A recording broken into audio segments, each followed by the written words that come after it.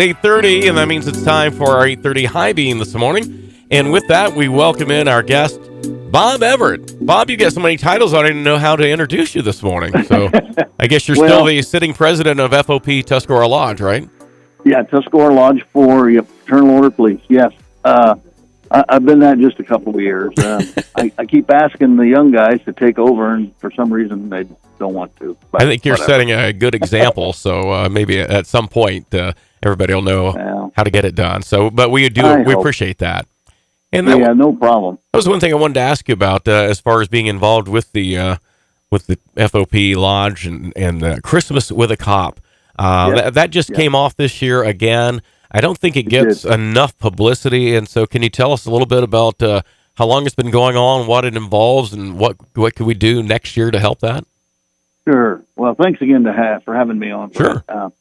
Christmas with a Cop is a great program. It started 12 years ago, very small scale, and now it's really grown. What we do is we ask our local educators to submit names of students who they believe need a little extra help at Christmas. And with those names, Officer Chad Dorsey from New Philly has volunteered to chair the event a couple years now. And what he does, he makes phone calls to those who are nominated. First off, he asks them if they wish to be participants. If they say yes, then he gets the names of every child in the household that's under 18 and their needs and their desires, and of course, clothing sizes, hats, coats, boots, and then some of the desires, what do they want? What would they really like to have? So, in other words, every single child under 18 or a person under 18 is purchased for, not just the one nominated. It's kind of nice that way. That way it doesn't single out an individual person and say, here, this is you, and no one else gets the benefit. Also, what we did this year and last is we got a gift certificate from a local grocery store to help ease the burden of Christmas dinner and all the cost associated with the holidays, maybe people stopping over, the kids being home, etc. Yeah. But what we do is we go shopping. We have been at our local Walmart now, I think 3 years or perhaps 2. And before that, we ended up in Maslin and Target. But we've now moved it down to Walmart. Thank goodness Walmart works with us well, and we're able to go down there. And a group of members, spouses, girlfriends, friends, whatever, they go down there and shop, and they have each individual list. And they'll spend a certain amount per child. Sometimes it's higher, sometimes it's a fixed rate. It depends on what is taken in. This year, we were so fortunate. The community came through once again. Our residents, our business community overwhelmingly came through. We were able to up the ante, so to speak, on each child. So they really benefited and had a brighter Christmas thanks to the generosity of everybody in our county. Yeah, that's fantastic. And that is it mid-December? Is that when it finishes? Yeah, normally. We shop a little bit early, but of course the shelves weren't quite as full this year as they were before in the previous years. But nonetheless, they did get a lot. And early December, and we try to put a media splash out somewhere in late November and say, hey, this is coming up. If you wish to donate, Post Office Box 2, Dover, Ohio, 44622, Fraternal Order Police. And, we take any donation. We had some checks, believe it or not, massive checks. And then we also had $10 checks. So, but, whatever anyone can do to help. We're grateful. We enjoy the program. We love to be those who can promote the positive side of law enforcement to the community. And instead of arresting people and throwing them in the back of cars and jailing them, we're driving around actually on the day of delivery, we drove around in a caravan of cruisers, and when we get to the house, the lights would all go on previously, and we'd get out and hand out bags of gifts to the families. And it's just a very positive. I can't even hardly describe it. It's so positive, and it just gives folks a better impression of the police, and we're not the bad guys. No, that's for sure. On that line, we've known you for years as a Dover police officer, and then you kind of retired from that, but you are still you're still a resource officer with Plain Local Schools in Stark County. So again, you're relating with the kids, right?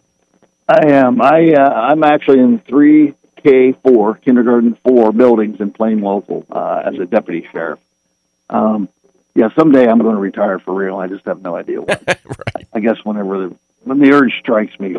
But yeah, and basically, Plain Local has placed someone in every single building up there. 6 buildings. There's six, more than 6 buildings, but there's 6 of us.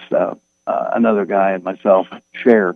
He's got 3 elementaries on the east. I've got the 3 on the west, and then there's someone at each of the other buildings, with 2 actually in Glen Oak. It's such a big building, and the population of students is so large. But yes, school resource, and I interact with our young ones, little ones, basically every single day, and it's a real treat. Again, promoting the positive image. Plus, little do they realize we're also there to make sure that they're safe. Yeah. The parents obviously do, and the staff, but when you're K4, it's just the fun of seeing the police officer there and being able to speak to them up close and personal on a positive note, not a negative. Well, we always wanted to be policemen and firefighters when we were little, right? So we want to Yeah. keep that image going. So Yes, I agree. in that vein, then that has led you to come full circle and be reelected to the Dover Board of Education after a term quite a few years ago, Bob. Oh yeah, it was a few years ago. I finished up in December 31st of 1993. Believe it or not, after 8 years.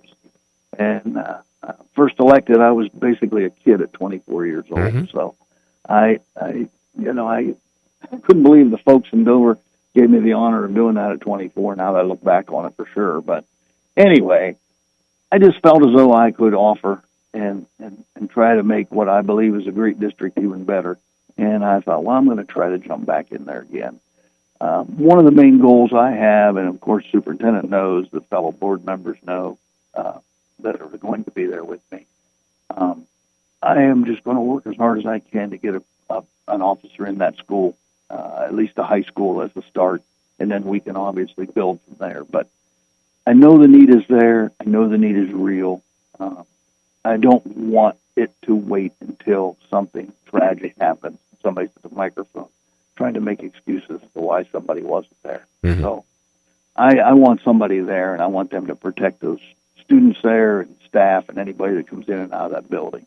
It's to me, it's a no-brainer. And I tried this in 2012 by going to Dover City Council and tried to go to the board, but it basically fell on deaf ears. I don't know. Funding maybe was an issue. I'm not sure. But regardless, I'm not sure what price we can put on the life of a child, so or a staff member for that matter. Yeah.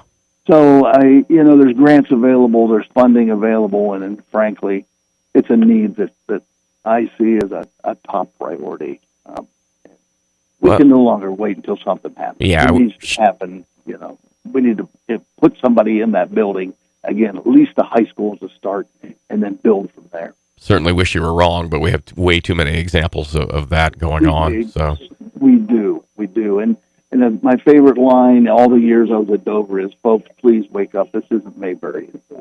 We have tragedy here. Sometimes in our back door, sometimes in the front door, and in our own home. So let's not wait until something happens and then wonder why didn't we do this or that." So I know it's an expense. I realize that, but I think it's a very, very worthwhile expenditure. And again, it puts the presence of somebody there. Something should happen. It's going to be a lot quicker. Yeah. Go from one hall to the next or one room to the next. Yeah. I know that's something that's different from your first term. Can you think of things that are still kind of the same, though, that you'll be dealing with? I don't know, curriculum and that sort of thing? Yeah, I think a lot of things will be the same.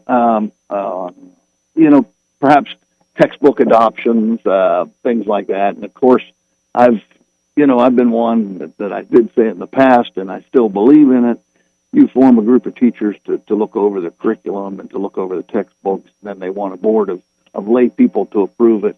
Well, I'm not one to stand in the way of what a teacher group recommends the books should be, so long as they, coincide with all the beliefs that we should have. Right.